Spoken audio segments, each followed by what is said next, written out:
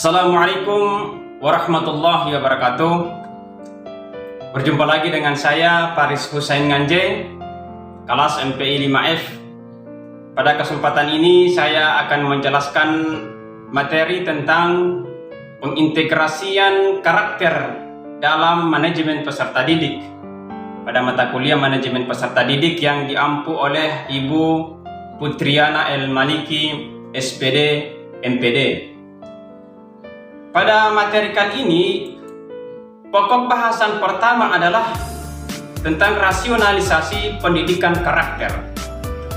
Rasionalisasi penguatan pendidikan karakter atau yang biasa kita kenal dengan istilah PPK, yaitu yang pertama terdapat dalam Undang-Undang Nomor 20 Tahun 2003 tentang Sistem Pendidikan Nasional, terdapat pada pasal 3, di mana disebutkan bahwa pendidikan nasional berfungsi mengembangkan kemampuan dan membentuk watak serta peradaban bangsa yang bermartabat dalam rangka mencerdaskan kehidupan bangsa dan bertujuan untuk berkembangnya potensi peserta didik agar menjadi manusia yang beriman dan bertakwa kepada Tuhan Yang Maha Esa, berakhlak mulia, sehat, berilmu, cakap, kreatif, mandiri, dan menjadi warga negara yang demokratis serta bertanggung jawab.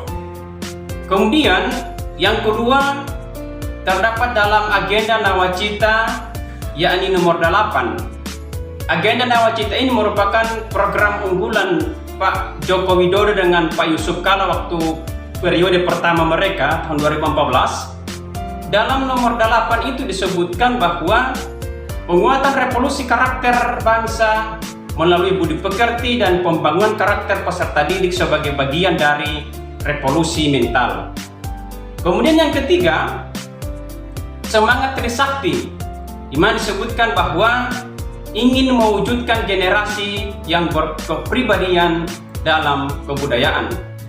Yang keempat, itu terdapat dalam rencana pemerintah jangka menengah nasional tahun 2015 sampai 2019, di mana disebutkan bahwa penguatan pendidikan karakter pada anak-anak usia sekolah pada semua jenjang pendidikan untuk memperkuat nilai-nilai moral, akhlak, dan kepribadian anak didik dengan memperkuat pendidikan karakter yang terintegrasi ke dalam seluruh mata pelajaran. Dan yang kelima adalah arahan khusus dari Presiden kepada Menteri Pendidikan dan Kebudayaan untuk memperkuat pendidikan karakter melalui penguatan manajemen berbasis sekolah. Kemudian yang kedua, tujuan, fungsi, dan media pendidikan karakter. Yang pertama, tujuan pendidikan karakter. Tujuan pendidikan karakter itu yang pertama adalah untuk membentuk karakter, karena karakter merupakan suatu evaluasi seorang pribadi atau individu, serta karakter dapat memberi kesatuan atas kekuatan dalam mengambil sikap di setiap situasi. Yang kedua, pendidikan karakter itu bertujuan untuk mengetahui berbagai karakter baik dari diri manusia itu sendiri. Yang ketiga, pendidikan karakter itu dapat mengartikan dan menjelaskan berbagai karakter. Yang keempat, pendidikan karakter menunjukkan contoh perilaku berkarakter dalam kehidupan sehari-hari. Yang kelima, pendidikan karakter membantu memahami sisi baik dalam menjalankan perilaku berkarakter. Kemudian yang keenam, meningkatkan dan mengembangkan nilai kehidupan yang dianggap penting dan perlu sehingga menjadi kepribadian atau kepemilikan peserta didik yang khas sebagaimana nilai yang dikembangkan dalam setiap mata pelajaran. Yang ketujuh, mengoreksi perilaku peserta didik yang tidak bersesuaian dengan nilai yang dikembangkan oleh sekolah. Dan yang kedelapan adalah tujuan pendidikan karakter itu membangun koneksi yang harmoni dalam keluarga dan masyarakat dalam memerankan tanggung jawab pendidikan karakter secara bersama. Kemudian yang kedua, apa itu fungsi pendidikan karakter? Disebutkan bahwa fungsi pendidikan karakter itu yang pertama adalah membangun suatu kehidupan kebangsaan yang multikultural.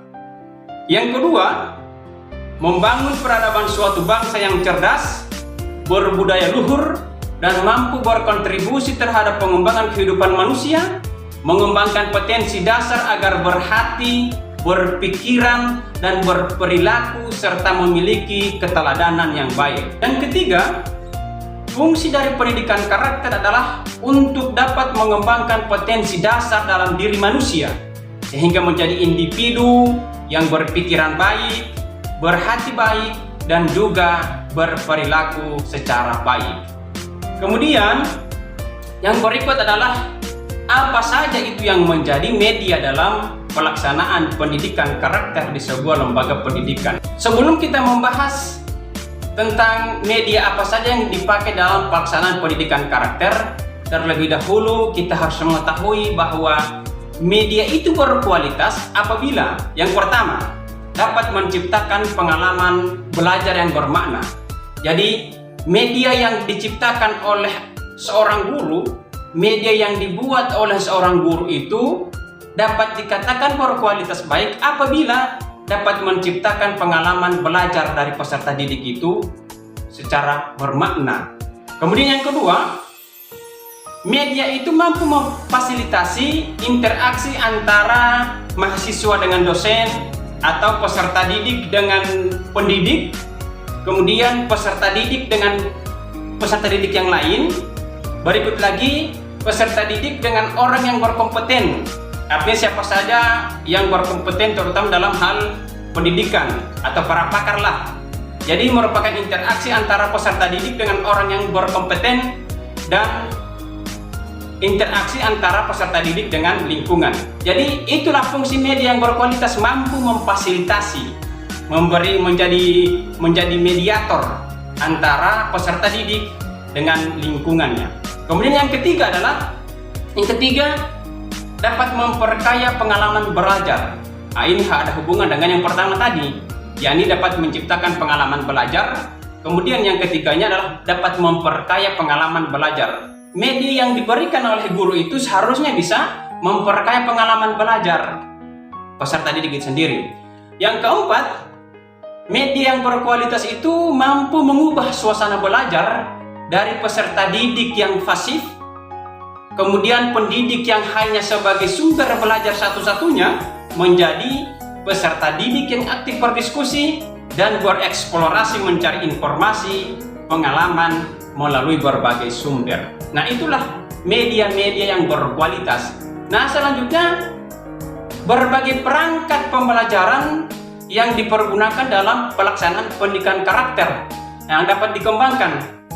Yang pertama, pengembangan media menggunakan pendekatan kognitif. Kognitif itu pengetahuan ya, struktural, diagonal, komunikatif dalam interaksi nilai-nilai kehidupan sebagai nilai-nilai karakter berkembang secara bertahap menuju terbentuknya nilai-nilai yang otonom. Kemudian pesan-pesan pembelajaran dikemas ke dalam tema-tema nilai yang dikembangkan dalam setiap mata pelajaran.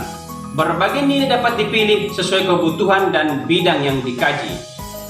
Kemudian, nah kira-kira apa saja media-media yang biasa dipakai dalam pelaksanaan pendidikan karakter di sebuah lembaga pendidikan? Nah, yang pertama adalah modul ataupun teks. Nah, modul ini dilengkapi dengan gambar-gambar, dikemas dalam tema-tema terpilih yang berpusat pada karakteristik peserta didik, disertai dengan bahan-bahan diskusi, pertanyaan-pertanyaan, bahan renungan, refleksi, dan pilihan tindakan. Kemudian, modus atau teks ini seharusnya dikemas menggunakan pendekatan kognitif, struktural, diagonal, komunikatif dalam interaksi nilai sebagai sarana belajar, berkomunikasi, berinteraksi, dan berkreasi. Kemudian, media berikut adalah multimedia dan media online. Multimedia dan media online di mana pendidikan karakter dikemas dalam bentuk teks, gambar, suara, animasi atau video yang berpijak pada pendekatan kognitif struktural yang berisi peristiwa-peristiwa yang menggambarkan konteks kehidupan sehari-hari sesuai tema-tema nilai yang dipilih dalam bidang kajian yang relevan. Nah, Itulah media-media yang biasanya dipergunakan dalam pelaksanaan pendidikan karakter dalam sebuah lembaga pendidikan. Kemudian, pokok bahasan yang ketiga adalah dalam materi ini, yakni nilai-nilai pembentuk pendidikan karakter. Nah, ini ada 18 nilai yang sudah dirumuskan oleh para pakar pendidikan, yakni yang pertama jujur, toleransi, disiplin, kerja keras, kreatif, mandiri, demokratis, rasa ingin tahu, semangat kebangsaan, cinta tanah air, menghargai prestasi, bersahabat ataupun komunikatif, cinta damai, gemar membaca, peduli lingkungan, peduli sosial, tanggung jawab, dan yang karakter terakhir adalah religius. Nah, inilah nilai-nilai yang menjadi pembentuk karakter yang bisa dikembangkan di setiap lembaga pendidikan. Selanjutnya, bagaimana itu proses pelaksanaan pendidikan karakter? Nah, pembentukan karakter diklasifikasikan dalam 5 tahapan yang berurutan dan sesuai usia. Yang pertama, ini adalah membentuk adab. Biasanya hal ini dilaksanakan atau dilakukan pada usia 5-6 tahun. Tahapan ini meliputi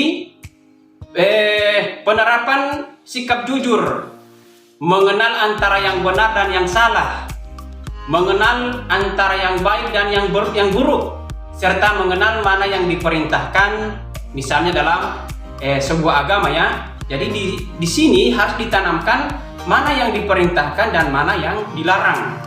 Kemudian tahap yang kedua adalah melatih tanggung jawab diri. Nah, ini mungkin bisa dilaksanakan pada usia 7-8 tahun. Tahapan ini meliputi perintah menjalankan kewajiban sholat. Nah, ini kalau sudah 7-8 tahun itu anak harus sudah bisa dibiasakan untuk belajar sholat. Kemudian melatih melakukan hal yang berkaitan dengan kebutuhan pribadi secara mandiri, serta dididik untuk selalu tertib dan disiplin sebagaimana yang telah tercermin dalam pelaksanaan sholat mereka. Artinya, kalau mereka sudah bisa sholat, berarti rasa disiplin itu akan terbangun. Jadi intinya adalah orang yang biasa mengerjakan sholat 5 waktu itu, maka dia pasti pintar untuk memanage waktunya. Dalam hal ini, orang itu pasti disiplin. Waktu sholat saja dia tidak bisa tinggalkan. Maka demikian juga dengan waktu-waktu dalam menjalankan aktivitasnya sehari, pasti dia akan sangat disiplin itu. Nah, itulah hikmahnya orang yang selalu mengerjakan sholat 5 waktu.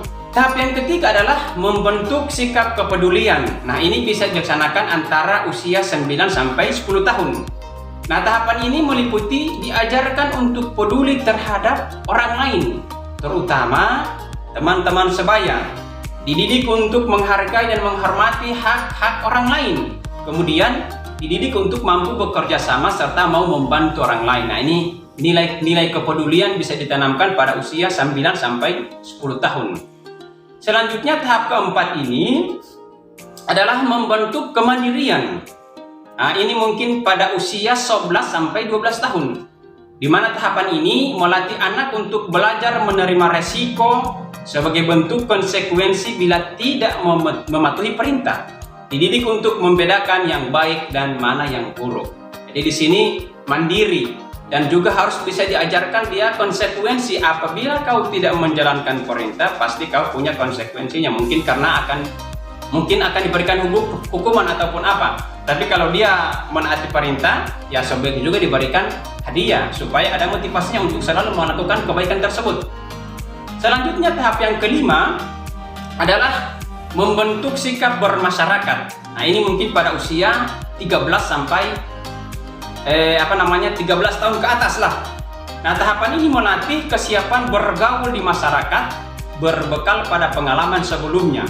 Artinya, pendidikan karakter yang kita tanamkan sejak usia dini itu, sebelum usia 13 tahun, maka ini